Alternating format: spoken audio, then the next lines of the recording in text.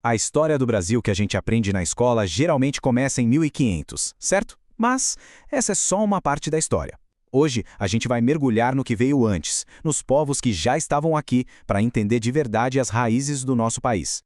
E olha, tudo começa com essa pergunta, que parece simples, mas não é. O Brasil foi mesmo descoberto? Uma única palavra, mas que define o jeito como a gente enxerga todo o nosso passado. É por aqui que a nossa conversa começa de verdade. Para a gente desenrolar essa ideia, nosso caminho vai ser o seguinte. Primeiro, a gente vai questionar essa narrativa de descobrimento. Depois, vamos dar uma olhada em como era a realidade aqui antes dos europeus. Aí, vamos analisar as ferramentas, as armas usadas na conquista.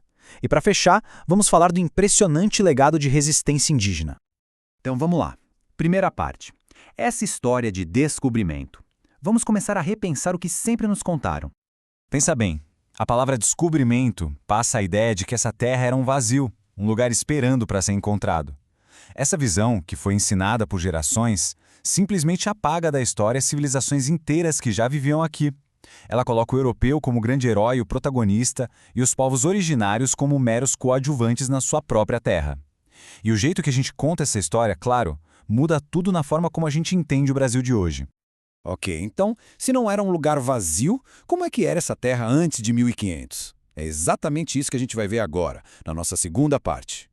Olha só esse número, 1400. Não era um povo só, ou índio. Eram cerca de 1.400 etnias diferentes. Imagina a diversidade, cada uma com sua língua, seus costumes, sua própria forma de se organizar. Era um mosaico cultural riquíssimo.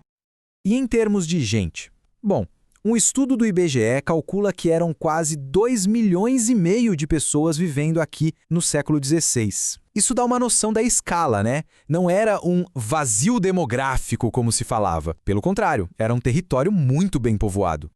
E quando a gente olha para esses números e vê o que aconteceu depois, a história usa uma palavra forte, mas muito precisa: genocídio. Porque o desaparecimento de milhões de pessoas não foi um acaso da natureza, foi sim o resultado de um processo intencional, sistemático de destruição. Isso nos leva, então, à nossa terceira parte. A pergunta é: como? Como essa destruição em massa aconteceu? Quais foram as armas usadas nesse processo de conquista? Basicamente, os historiadores destacam 4 grandes frentes, 4 armas da conquista: as guerras, a escravização dos sobreviventes, a imposição da religião, a catequização e, por fim, as epidemias. Vamos entender o impacto de cada uma delas. A primeira arma, a mais óbvia, foi a guerra. E não eram só os conflitos diretos, não. Os europeus foram muito espertos em usar as brigas que já existiam entre os diferentes povos a seu favor. E tudo isso era justificado por uma ideia, um conceito chamado de guerra justa, que na prática era uma licença para usar de violência contra qualquer um que não fosse cristão. A segunda arma vem logo em seguida, como uma consequência. Quem sobrevivia às batalhas muitas vezes virava escravo. O trabalho forçado era o destino. E isso não era bagunçado, era algo oficial, institucionalizado, sabe? Existiam leis coloniais para regulamentar isso, como o Regimento de Tomé de Souza, que basicamente dizia como e quando se podia escravizar os nativos. A terceira arma é um pouco mais sutil, mas foi igualmente devastadora: a catequização.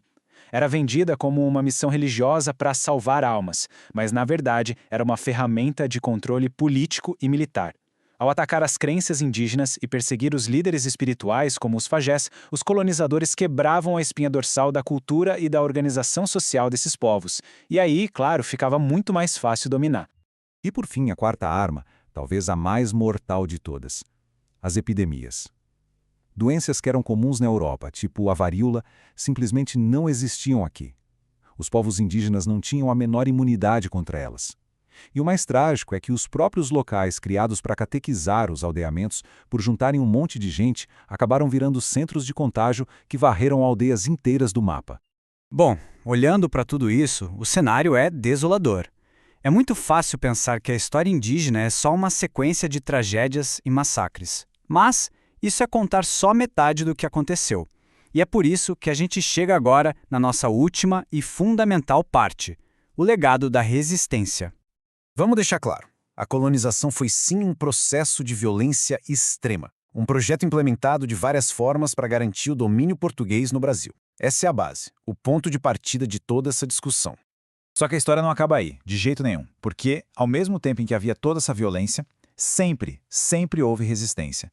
Uma resistência forte, contínua e que foi absolutamente essencial para que essas culturas e esses povos sobrevivessem. E quando a gente fala em resistência, não dá para pensar numa coisa só, num único momento. Foi uma luta que durou séculos. Ela mudou de forma, se adaptou, se reinventou. Foi desde a luta armada até a preservação da própria cultura, da língua, das tradições.